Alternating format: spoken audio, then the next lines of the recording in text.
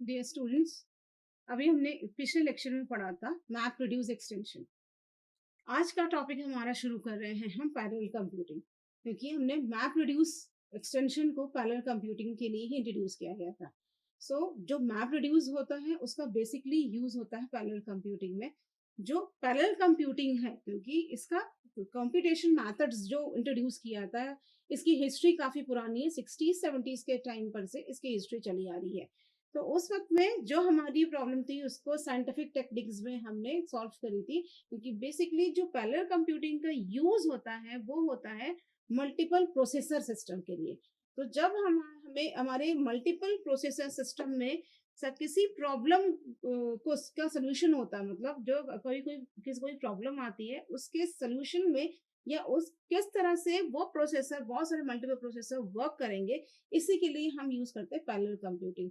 जो प्रॉब्लम्स होती हैं, मतलब प्रॉब्लम को किस तरह से ब्रेक डाउन किया जाए, किस तरह से उसके छोटे छोटे पार्ट्स में ब्रेक किया जाए, बिकॉज सर्वर होते हैं, लार्ज स्केल्स होती है। उन लार्ज स्केल्स को बेसिकली हम जो वेब बेस से डेटा पिक करते हैं, उनका यूज जो बिग टेबल और गूगल डिस्ट्रीब्यूटेड फाइल सिस्टम्स के लिए होता है।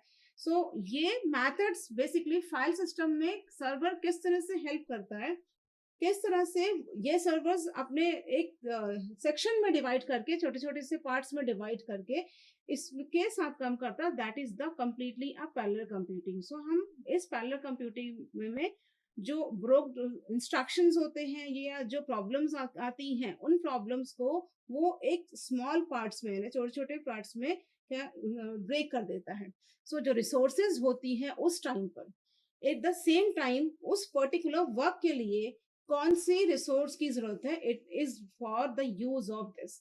कंप्लीटली जो हमारा पैरेलल कंप्यूटिंग सिस्टम होता है वो सर्वर्स में ब्रेक डाउन करना, और at the time of need, किस तरह उस वर्क का नीड है, उस टाइम क्या काम है, उसका नीड कैसा है, उसके लिए उपयोग किया जाता है। Thank you students, this is your parallel computing.